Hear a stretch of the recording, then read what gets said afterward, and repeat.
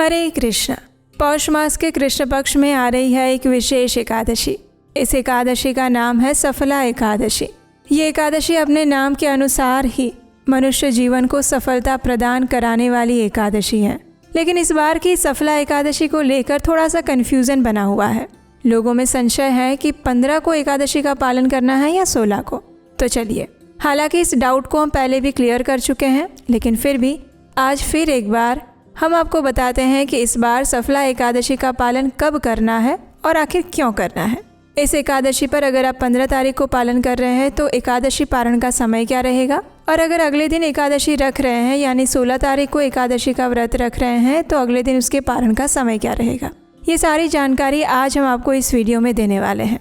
तो चलिए, आज का सफला एकादशी कब है ये विशेष वीडियो आरंभ करते हैं। प्रत्येक वर्ष पौष मास के कृष्ण पक्ष में आती है सफला एकादशी। जो मनुष्य इस एकादशी का श्रद्धा और भक्तिभाव पूर्वक पालन करता है उसे परम उच्च आध्यात्मिक गंतव्य प्राप्त होता है। जो अनजाने में भी इस एकादशी व्रत का पालन कर लेता है उसे भी भगवान की विशेष कृपा प्राप्त होती है। और इसलिए वर्ष 2025 में आने वाली ये सफला एकादशी हम सबके लिए अत्यंत महत्वपूर्ण है।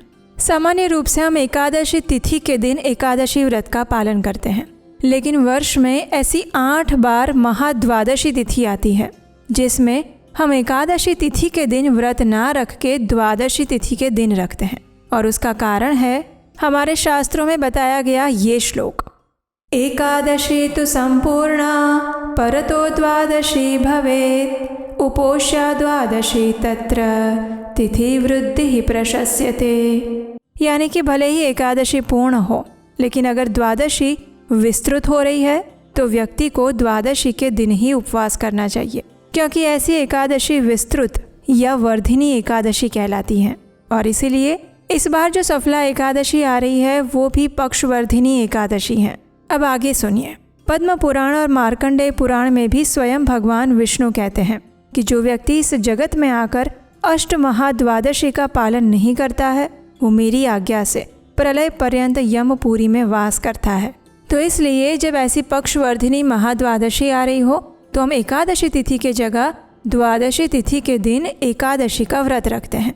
अब इस बार एकादशी तिथि तो 15 दिसंबर 2025 को आ रही है और एकादशी तिथि की शुरुआत हो जाएगी 14 दिसंबर 2025 को शाम 6:49 पर और एकादशी तिथि पूर्ण हो रही है 15 दिसंबर 2025 रात्रि में 9:19 पर। अब ऐसे में 15 तारीख को पूर्ण एकादशी तिथि विद्यमान है, जैसा कि हमने आगे सुना। लेकिन द्वादशी तिथि जो है वो 15 दिसंबर को रात 9:20 पर शुरू हो रही है और समाप्त हो रही है 16 दिसंबर को रात्रि में 11:57 पर। और उसके बाद त्रयोदशी तिथि शुरू हो जा रही है। इसी प्रकार चतुर्दशी तिथि और अमावस्या भी आगे चलकर एक दूसरे में सम्मिलित हो रहे हैं। और इसलिए इस बार जो एकादशी तिथि आ रही है वो पक्षवर्धिनी महाद्वादशी कहलाएगी। और यही कारण है कि वैष्णव भक्त इस बार 16 दिसंबर को महाद्वादशी व्रत का पालन करने जा रहे हैं। तो आप अपनी धार्मिक मान्यता अनुसार, स्थानिक परंपरा अनुसार या फिर इस वैष्णव परंपरा के अनुसार 15 दिसंबर को भी एकादशी कर सकते हैं या फिर 16 दिसंबर को भी कर सकते हैं।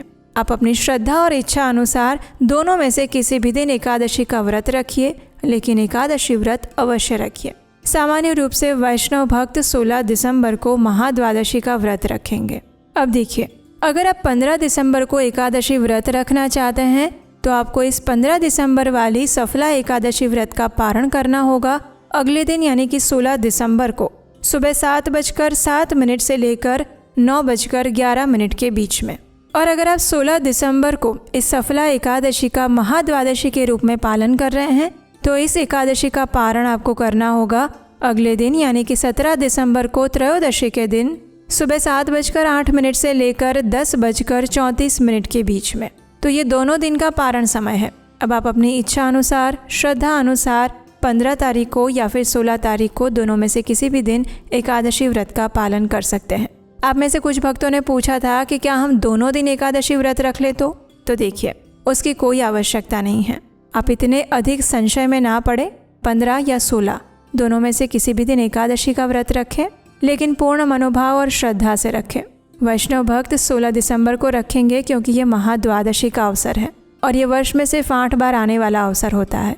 इसलिए आप अपनी इच्छा अनुसार, श्रद्धा अनुसार, स्थानिक परंपरा अनुसार दोनों में से किसी भी दिन एकादशी व्रत रखिए, लेकिन प्रयास करिए कि उपवास का पालन कीजिए, एकादशी व्रत विधि के सभी नियमों का पालन कीजिए और नियम पूर्वक अगले दिन पारण के समय के दौरान विधि पूर्वक पारण भी कीजिए। आशा है आप सबके संशय समाप्त हुए होंगे और इस सफला एकादशी की पौराणिक कथा हम आपके लिए लेकर आएंगे आपके अपने चैनल उपदेशाष्टकम पर। तो ध्यान से, याद से इस चैनल को सब्सक्राइब करके रख लीजिएगा, नोटिफिकेशन ऑन रखिएगा और हम आपसे मिलेंगे बहुत जल्द यहीं पर आपके अपने उपदेशाष्टकम चैनल पर। हरे कृष्णा।